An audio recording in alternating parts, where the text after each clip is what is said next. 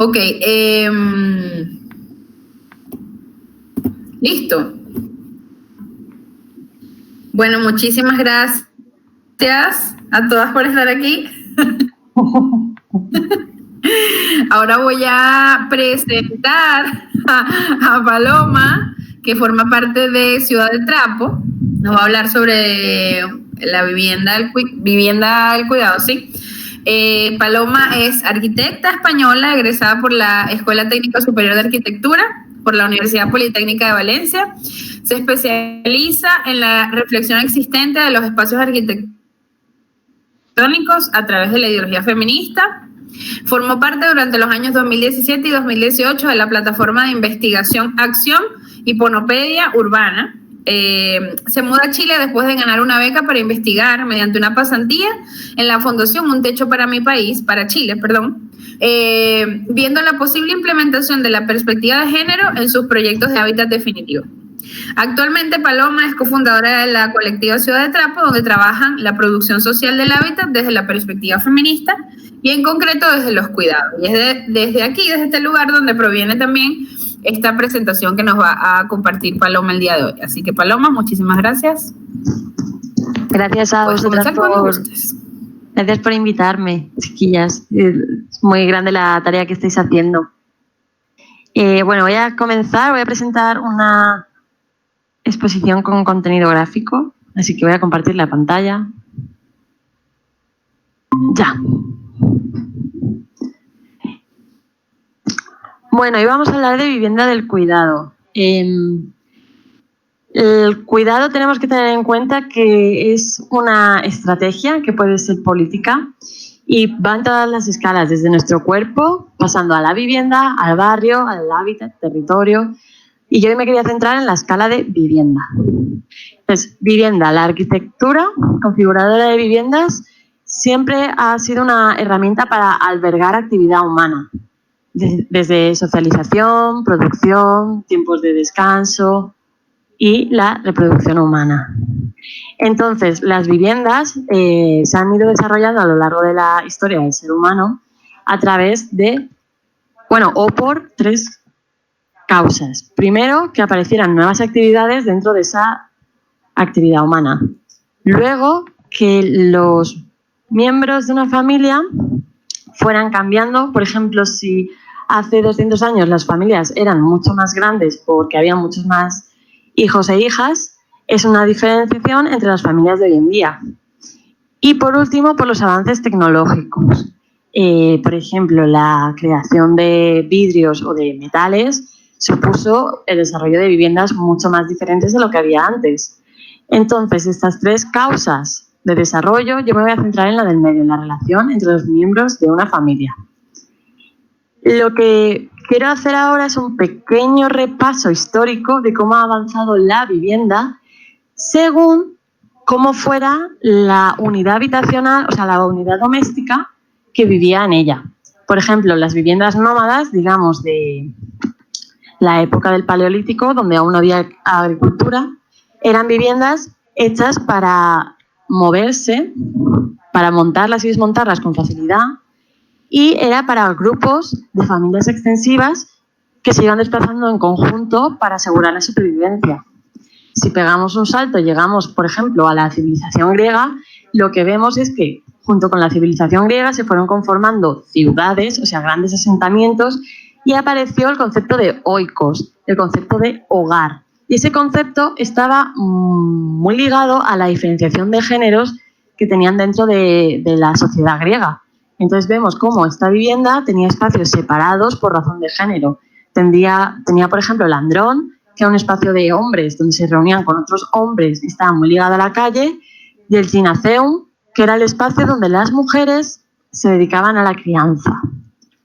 Luego, si pegamos, por ejemplo, otro salto y llegamos a la época gótica, al final del medievo, lo que vemos son acumulaciones de viviendas en los pequeños centros urbanos que ya existían, que era una suerte de espontaneidad para intentar ocupar el territorio cercano a los comercios, a los trabajos. Y no había mucha diferenciación, no había mucha lógica, simplemente era intentar construir con lo que se tuviera. Era otro modelo de sociedad al final. Y el último ejemplo en este repaso sería el bloque de viviendas haussmanniano, que supone una revisión de la ciudad medieval, viendo la insalubridad, el hacinamiento y poniendo las técnicas que se estaban descubriendo para hacer bloques de viviendas mucho más seguros, más higiénicos. Entonces aquí, en este tipo de bloque, lo que vemos es cómo la sociedad se estaba organizando ya en torno a la burguesía y el proletariado. Las familias burguesas tenían muchos espacios en los pisos más bajos conectados a las calles. Y las familias proletarias, que eran familias que vivían por y para el trabajo, para intentar sobrevivir a la industrialización, pues vivían en los pisos más altos, en situaciones de hacinamiento y, de nuevo, un poco de insalubridad. No se había revisado bien las condiciones de vida. Este desarrollo nos lleva a los años 50, bueno, después de la Segunda Guerra Mundial, con, digamos, la concretación de la familia nuclear, del modelo nuclear, que empezó ya en la industrialización, en torno al sueño estadounidense, el American Dream, como lo llamaban ellos bastante incorrectamente. En este modelo de vida, el proletario ya tenía ciertas condiciones de vida más aseguradas y, por lo tanto, se dedicaba a trabajar para poder entrar a un préstamo hipotecario y poder comprar una casa en los suburbios. Una casa que se había posicionado como la aspiración. En esa casa viviría con su mujer y sus hijos e hijas, y mientras él trabajaría, la mujer sería la encargada de mantener ese espacio bien cuidado, un oasis para el hombre después del trabajo. Entonces, esto supuso la creación de comunidades arquitectónicas muy, digamos, extendidas en el territorio, de baja densidad y con grandes vías de infraestructura para poder llegar a los centros de trabajo o a los centros de ocio mercantil. Y además, esto supuso una gran campaña propagandística para situar esos dos papeles de hombre encargado de la producción y de la remuneración económica, mujer encargada de lo reproductivo, encerrada en su casa y totalmente aislada. Además, tenemos que señalar que las casas entre ellas, al estar aisladas, al convertirse en unifamiliares aisladas, suponían un uso de recursos energéticos mayor y una producción de residuos mayor. Por lo tanto, no solo había una gran opresión machista, sino que además era un modelo bastante insostenible ecológicamente. Y esto a día de hoy sigue pasando. Si tienes mayor nivel adquisitivo, tu casa estará en las afueras y quizá necesite del consumo de territorio que hasta ahora estaba natural, una destrucción del medio ambiente. O si tienes menos recursos, pues siga siendo una gran densidad vertical a la que se llega a través de grandes vías. Y luego hay otro modelo que se convierte en paradigma, aparte de la familia nuclear, que sería el loft y el vivir soltero o soltera o con tu pareja, pero sin descendencia. Y esto se convertiría en un ideal del ser en el neoliberalismo. Entonces, digamos que tu estatus se mide por los metros cuadrados que tiene tu vivienda. Vale, pues todo este desarrollo de vivienda, este desarrollo habitacional, lo que ha concretizado es, dos esferas de espacio, una pública y otra privada, y el dominio de los hombres, del género masculino, en la pública, de manera que ese espacio está diseñado por y para hombres, y además es un espacio con mirada social y, por tanto, reconocimiento. Y la otra esfera, que sería la privada, sería la vivienda, ha supuesto un aislamiento. Y además, aquí voy a citar a Soledad Murillo, porque no solo es público-privado, sino hay otra esfera más llamada la doméstica, que es el espacio en el que habitan las mujeres para mantener la esfera privada bien cuidada. Y esto supone un triple aislamiento al final. Entonces, contra esta división es donde el cuidado intenta actuar para que lo doméstico no esté triplemente aislado de la mirada social. Vale, pues aquí va la reflexión de la exposición. ¿Qué pasaría si la vivienda se pensase desde el cuidado colectivizado? Si el cuidado dejase de estar privatizado y pasase a ser una prioridad para la sociedad. Entonces, ¿cómo podría la vivienda ayudar a cuidarnos? Pues, a ver, El cuidado, como hemos dicho, puede ser considerarse una estrategia política que tiene el poder de cambiar la estructura social en la que habitamos. Entonces dejaríamos de vivir en una sociedad mercantilizada dentro de la estructura neoliberal y pasaríamos a tener en cuenta nuestras cuerpos y nuestra relación con los otros de manera prioritaria. Y eso cambiaría la concepción que tenemos de lo público y lo privado. Entonces los cuidados sería el espacio intermedio que acercaría las dos esferas. Esto además se puede también consolidar si vemos otro tipo de culturas que se salen de la lógica capitalista. Entonces, si hay una cultura diferente, hay un desarrollo de sociedad diferente y un desarrollo de vivienda diferente, lo cual demuestra que nuestra teoría del cuidado puede ser cierta. Tenemos, por ejemplo, en la imagen de arriba una vivienda inuit, de la cultura inuit, que sería el iglú. Pues es un espacio circular en el que toda la unidad doméstica, toda la familia descansaba, y no solo descansaba, también producía comida, se producían las herramientas necesarias para la caza, toda la actividad humana se concentraba en un espacio redondo. Y eso desarrollaba una socialización muy diferente, porque siempre tenían que cuidar la privacidad del resto de miembros de la familia, para no ser invasiva. Abajo, por ejemplo, tenemos una ruca mapuche que también responde a una estructura circular y pasaba también esta actividad de socialización y de producción a la vez dentro de la ruca. También había un fuego que era el centro, habían camas donde dormir y tiene además la representación de la cosmovisión en la propia construcción de la vivienda, porque las aperturas de la ventana y la puerta dan al este, siguiendo eso, la cosmovisión mapuche. Entonces vemos cómo una cultura diferente lleva a la producción de una casa diferente.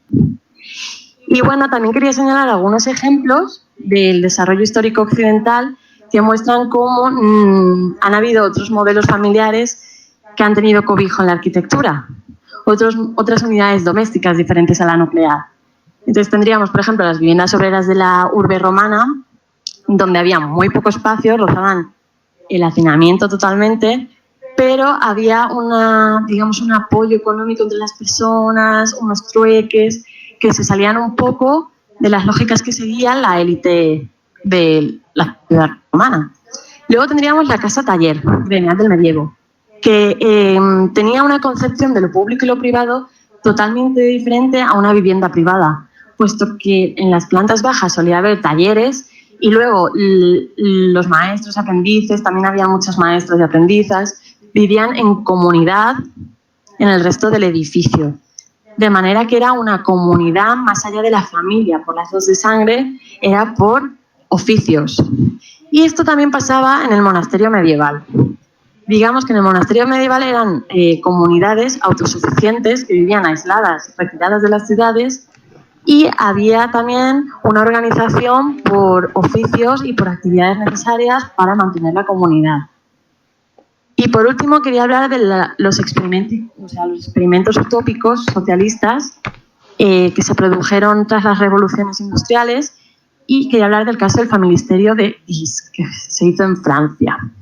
Este familisterio fue diseñado como una gran familia, una gran comunidad en la que vivían diferentes familias proletarias y digamos que el arquitecto que la diseñó, para compensar, digamos, la clase proletaria, lo que hizo es hacer simuladores de riqueza, equivalentes de riqueza les llamaba él, que eran diferentes servicios como, no sé, piscina, salas de reunión, que les otorgaban aquello que en sus pequeñas viviendas del familisterio no podía. Entonces, aunque no tuvieran gran nivel adquisitivo en sus casas, dentro del familisterio, tenían acceso a los servicios que el familisterio les otorgaba.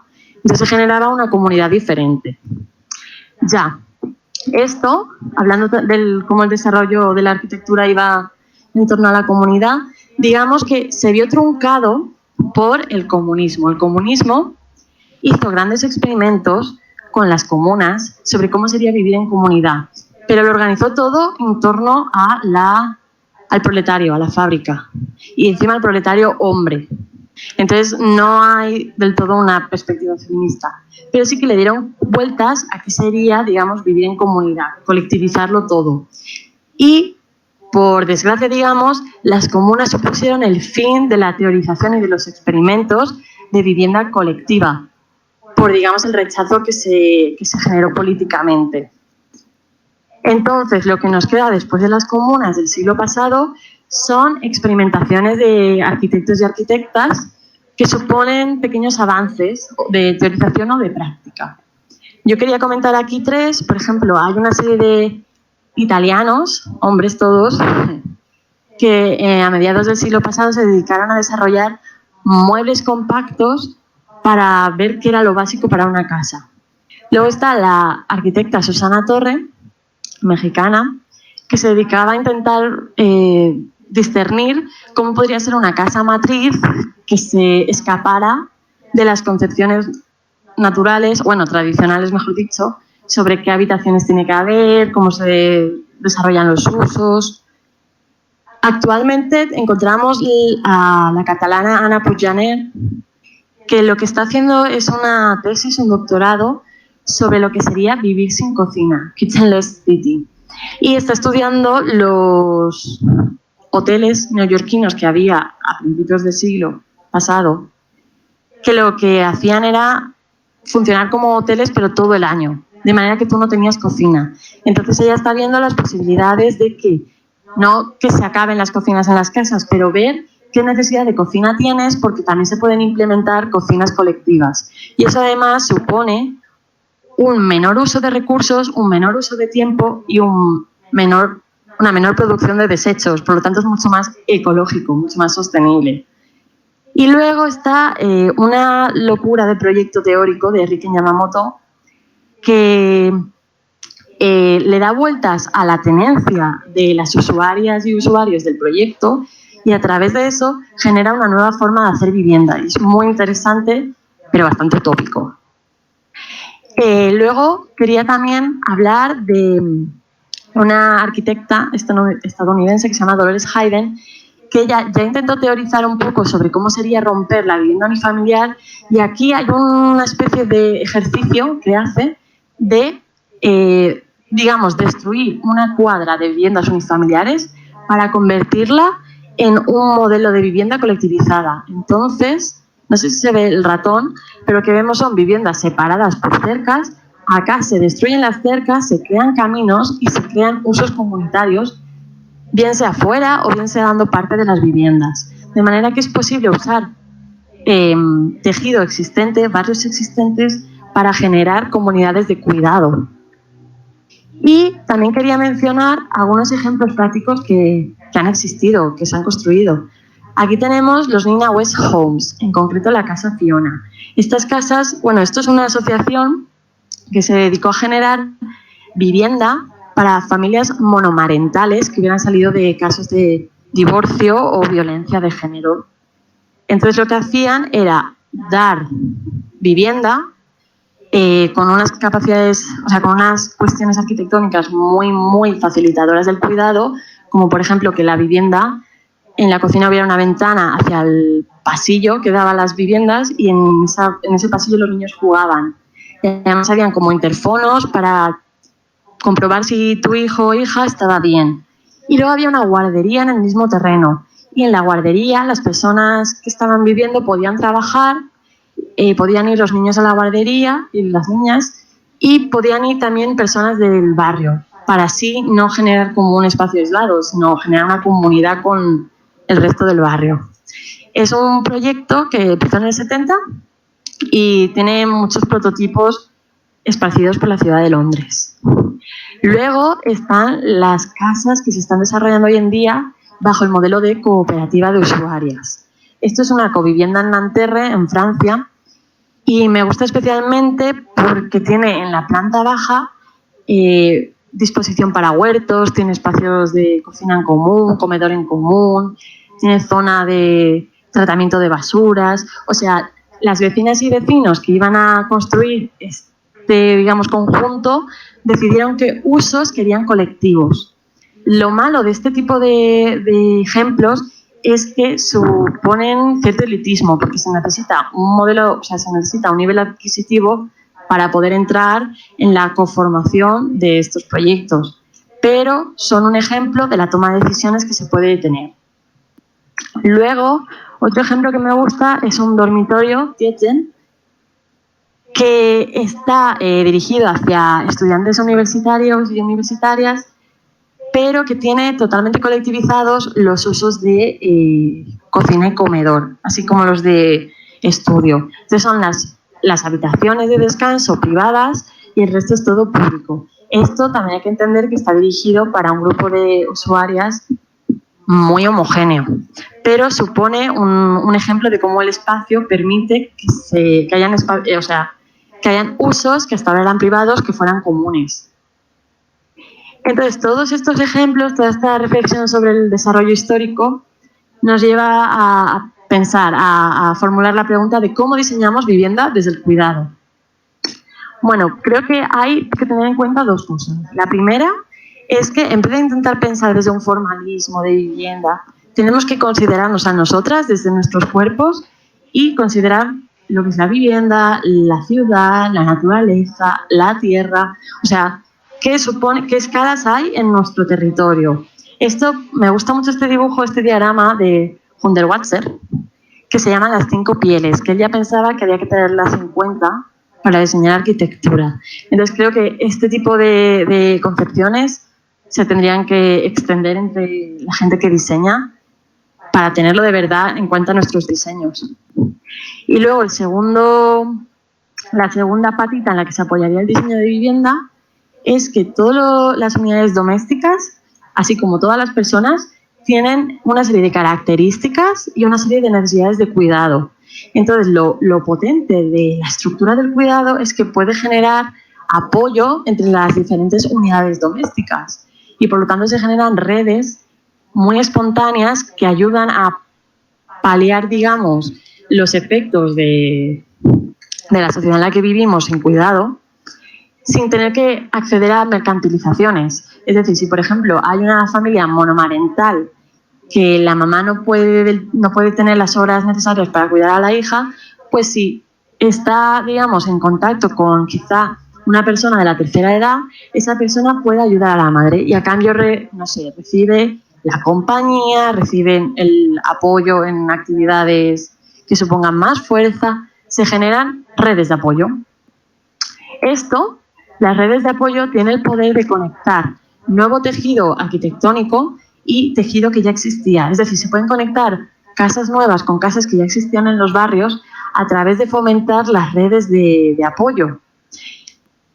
Y con estas ideas yo quería comentar un proyecto académico que hice, que era bastante teórico, utópico, todas las etiquetas, pero que me ayudaba a intentar dilucidar cómo sería construir desde el cuidado.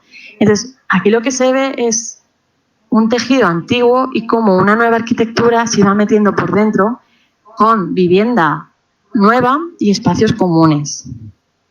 Lo importante de intentar diseñar desde el cuidado es intentar entender las necesidades de las personas. Es decir, tengo que saber qué necesita la gente y luego, aparte, las personas tienen que intentar saber qué necesitan. También tiene que haber como una reflexión propia, porque además estamos llegando a unos niveles de consumo de materiales, de espacio, que se tienen que reducir, así que la sociedad del cuidado se tiene que apoyar en el decrecimiento económico, en la en dejar de consumir tanto. Por tanto, en mi proyecto así académico, yo lo que hacía era basarme en casos reales y ver qué tipo de espacios necesitarían, pero teniendo en cuenta que como ya hay mucho espacio colectivizado y común, el espacio privado, el que no está expuesto a lo común, puede ser menor, porque no hace falta tanto espacio, se ha dado esa reflexión. Y esto me llevó, bueno, pues a lanzar ahí un prototipo, como he dicho ya utópico, yo no lo niego, pero me ayuda a entender que el espacio del cuidado no sería público-privado, sino que habría muchos filtros de privacidad. Digamos, la privacidad sería la no exposición al resto de la comunidad, el espacio en el que tú estás oculta, pero porque eliges ocultarte y porque tienes el resto de usos garantizados en lo común. Entonces también te permite tener menos espacio propio. Y nada, aparte de eso, aparte de esa reflexión de necesidades de cuidados, el diseño se tiene que basar sí o sí en metodologías participativas, porque si no, seguiremos estandarizando soluciones, seguiremos generalizando necesidades, cuando lo importante es, para yo diseñar o entre un grupo diseñar una vivienda, que no sea yo únicamente, sino que sea con la futura usuaria de ese espacio. Y bueno, entonces quería hacer como un resumen de estrategias según lo que he estado viendo también en mi actividad laboral desde que acabé ese trabajo y también lo que aprendí con ese trabajo, porque me dio el espacio de aprender mucho. En lo preexistente, en los barrios que ya existan, en las comunidades que ya estén formadas, tenemos que intentar potenciar esas redes de apoyo que ya van a existir, pero intentar como dar el mensaje de lo importantes que son, del valor que tiene lo que ya están haciendo, para que no duden de eso. Luego, tenemos que generar una reflexión en torno a los espacios que habitamos, porque toda la casa idea que tenemos en nuestra mente ha sido construida a través de construcciones. Bueno, valga la redundancia, pero el patriarcado nos ha metido una idea de cómo debe ser nuestra casa.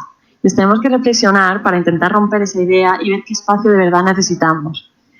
Luego, en los barrios que ya existan, podemos utilizar instancias de reparación, de mantención, para ir transformando espacios que nos ayuden a difuminar esa rigidez que hay entre lo público y lo privado. Y luego todo esto, si no empezamos a cambiar las leyes, no tiene ningún sentido, porque tenemos que intentar romper ya con la segregación urbana que se genera, porque lo más importante es tener grupos de gente heterogéneos para generar redes de apoyo mucho más ricas. Y luego en los nuevos proyectos, bueno, pues habría que empezar a trabajar los procesos de cooperativismo en la producción de hábitat. Así como la producción social de hábitat hay que impulsarlo. Luego, las metodologías participativas han de estar sí o sí generando el diseño espacial, por todo lo que hemos comentado, para tener un conocimiento situado. Luego tenemos que tener en cuenta que todo lo nuevo que se construya ha de estar enlazado con lo antiguo para expandir el cambio del cuidado, para que la gente vea lo importante que es el cuidado y entonces formen parte de esa red. Y por último, nunca ha de faltar el apoyo legal para poder tener tenencias sostenibles y de acceso equitativo, es decir, que no se conviertan nuestros proyectos en fórmulas elitistas que no solucionen realmente las fallas estructurales que hay. Y bueno, para acabar quería lanzar algunos retos que vemos desde Ciudad de Trapo para generar vivienda del cuidado y que van un poco con las estrategias que he mencionado. Primero tenemos como reto las construcciones sociales que hay sobre cómo debería ser nuestra vivienda.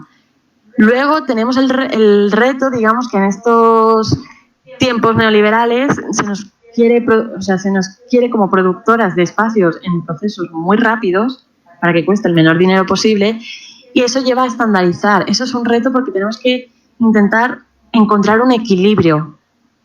Luego hemos comentado varias veces que hay que intentar luchar contra el elitismo y la inaccesibilidad económica que se dan estos proyectos tan, digamos, utópicos o transformadores, porque necesitan más recursos económicos para producirse. Entonces esto va con el reto anterior, hay que encontrar un equilibrio de accesibilidad y calidad. Y por último, tenemos que ir poco a poco llegando a nuevas legislaciones y herramientas institucionales que nos ayuden a luchar contra las que ya existen, que están en contra de estos modelos de vida colectivizados. Y nada, hasta aquí estaría la exposición. Hay que seguir trabajando. Esa sería la conclusión. Y sobre todo que esto es una forma de cambiar nuestra concepción del espacio que habitamos. Son, como siempre se dice en el diseño arquitectónico feminista, son unas lentes que nos ponemos para ver los espacios de manera diferente. Y ese es el gran aprendizaje que podemos empezar a meter en nuestros proyectos. Y bueno, yo creo que hasta aquí llegaría. Muchas gracias por escucharme. Voy a intentar cortar lo de compartir pantalla. Aquí. Ya estaría. Gracias, Pablo. Yo estaba escuchando y quería hacerle una pregunta. No sé si de pronto cabe aquí, pero es como... Claro, esto soy yo porque no soy del área de arquitectura, sino más bien curiosa de estas cosas. Es como Claro, cuando nosotros nos hacemos, o sea, pensando en nosotras como el sujeto de estas construcciones, de repente si ustedes desde la arquitectura tienen algunas metodologías o algunos mecanismos que permitan en este proceso de pensar desde el cuerpo, ¿no? Con las categorías esas que planteaste ahí en algún punto, creo que hay como un vacío, ¿no? Que también esto ha sido como parte de la discusión en pensar la distancia que nos hemos propuesto juntas para contribuir a esa reflexión. Claro. Pero creo que son muchos lugares de esa reflexión. Entonces, el lugar en el espacio puede de pronto la arquitectura darnos otras alternativas, otras maneras de verlo. Y quisiera saber si podrías indagar un poquito en eso. Claro, yo es que he hablado un poco general, no he querido entrar como en cómo sería diseñar una habitación, cómo sería diseñar una cocina, porque creo que en el fondo tú vas a querer habitar una cocina de determinada manera según tu experiencia. Quería comentar un ejemplo que creo que es súper definitivo en cómo cambia el diseño según la experiencia. Hay unas mujeres arquitectas, 2, de Madrid creo que son, no me acuerdo del nombre, voy a buscarlo, y lo pongo. Ellas han estado ganando una serie de reconocimientos y premios porque han construido, han diseñado salas para dar a luz según su experiencia y la de otras mujeres. De manera que, bueno, claro, aquí estamos hablando del elitismo porque han sido hospitales privados los que han contactado con ellas para generar estas salas, pero ya es un paso. Ya es un paso de que se genere ese ejemplo. Y cambiaba totalmente el diseño, el mobiliario, la disposición de los muebles, o sea, el mobiliario me refiero a las formitas. Claro. Según probablemente los materiales. Sí, los materiales, tenían muy en cuenta las necesidades, no sé, de levantarse, de agacharse, de respirar. Desde luego había las propias medidas dejaban que entrara poca gente para garantizar la privacidad, que es una cosa que no se da en el resto de salas de auditorio. Entonces, este es un ejemplo que no es vivienda, pero te da a entender cómo la experiencia cambia la forma en la que crees que debe construirse el espacio que habitas. Claro. Y, por ejemplo, en vivienda, yo creo que tendremos que entender que la vivienda del cuidado no va a ser una vivienda, no sé, futurista que rompa con los espacios que conocemos. Simplemente va a ser una vivienda que responda a tus necesidades y que permita que hayan ciertas actividades del día que sean colectivas, para que no supongan tanto tiempo en tu vida. Es decir, si yo, por ejemplo, soy joven, me encanta cocinar en grupo. Si yo vivo en un espacio en el que la cocina es comunitaria entre varias personas, quizá podamos armar un calendario, una organización de cocinar para no tener que cocinar tanto cada persona. Y lo que decía Ana Pujaner, ahorramos energía, ahorramos recursos de comida y disminuimos los desechos. Bueno, pues se va dando una cadena de cambios espaciales que no es que te cambie toda tu casa, solo que se dan esos pequeños cambios que te ayudan a colectivizar cosas. ¿Me he explicado bien o quieres...? Sí, totalmente. O sea, creo que de pronto profundizar en algún otro espacio, como estas herramientas de análisis y de reordenamiento de los espacios que estoy segura que tienes, pero claro, por supuesto que es más fácil de pronto entender esto con espacios como lo que está hoy.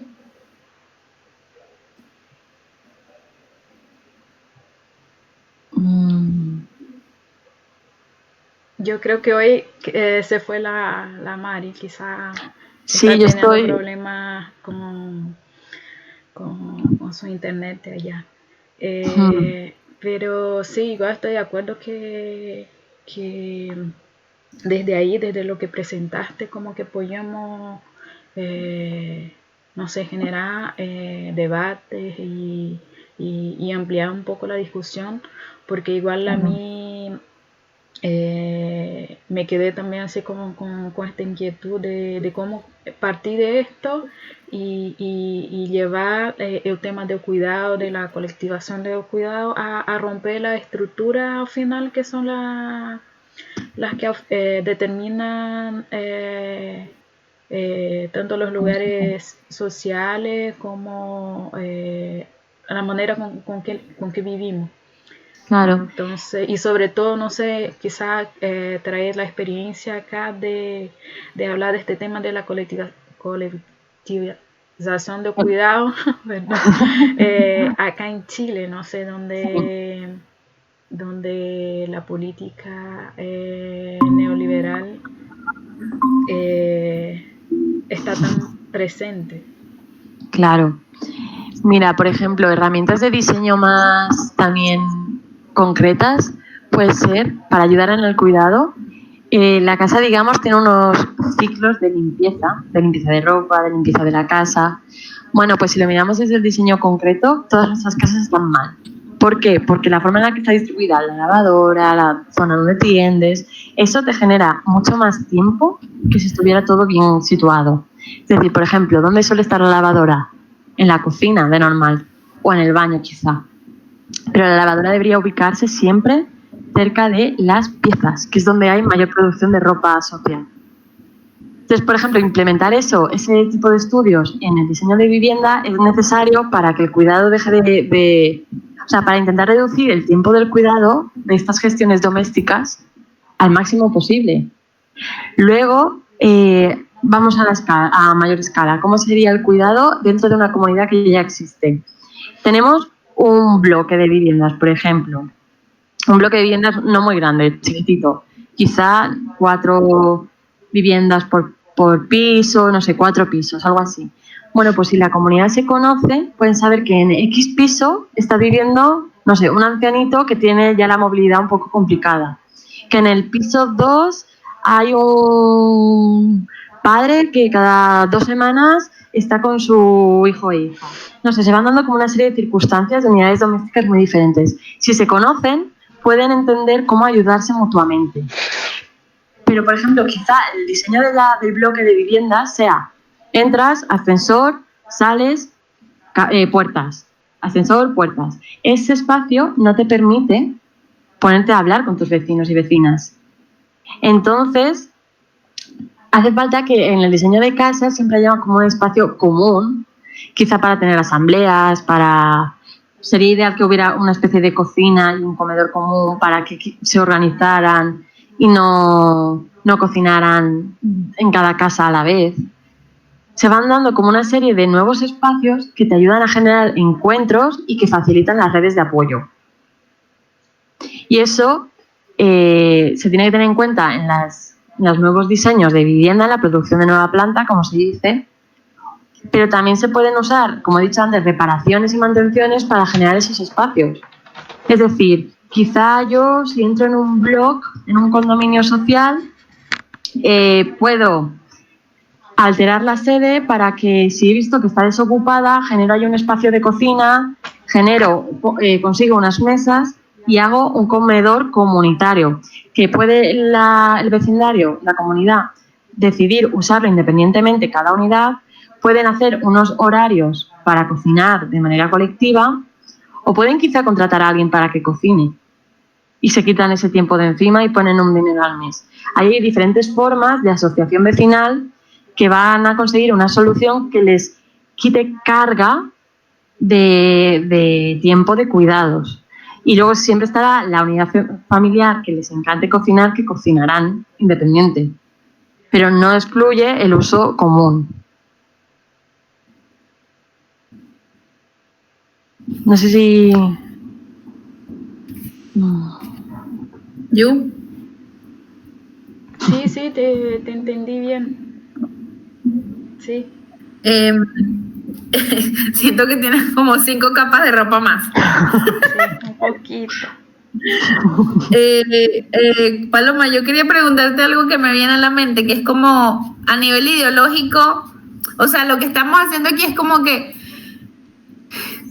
cómo desde el diseño facilitar conexiones que de otra manera no se darían. Exacto. Pero me estaba preguntando como que, pero a nivel ideológico, ¿desde dónde se plantea la colaboración en este sentido de la arquitectura? O sea, como que ¿es natural o es no sé si me explico, o sea, no tengo la pregunta como exactamente formulada, sino como esto, como que ¿desde dónde están viendo esto de la colaboración? Pero de la colaboración vecina... Sobre todo lo digo porque vivimos en sociedades sumamente complejas, donde esto no es necesariamente un dado, a pesar de tener los espacios de encuentro que hay en algún momento en la comunidad. Claro, es que la arquitectura no puede ser conduccionista, no puede coger y obligar a que tú tengas este comportamiento o esta nueva forma de socializar. Por eso, ella acaba diciendo como que era una forma de empezar a entender la arquitectura, porque no se pueden aplicar estos mecanismos, estas herramientas de diseño, hasta que no haya una reflexión de cómo tenemos que socializar, de cómo tenemos que entender nuestros espacios. La arquitectura, si genera esos espacios, perfecto, porque está dando un marco de oportunidad. Puede pasar, mejor que no haya un espacio donde pase, pero jamás va a ser la arquitectura la única solución. Ahí tiene que haber un gran proceso de deconstrucción, de salir un poco del neoliberalismo que tan individuales nos tiene, tan intoxicadas. Yo creo que esto es un paso más para llegar a donde queremos llegar, pero es solo un paso. Claro. Porque encima, bueno, yo creo que se ve, de hecho, en muchos de los experimentos que han habido de arquitectura comunitaria, siempre ha estado la gran problemática de que al ser humano le encanta el conflicto.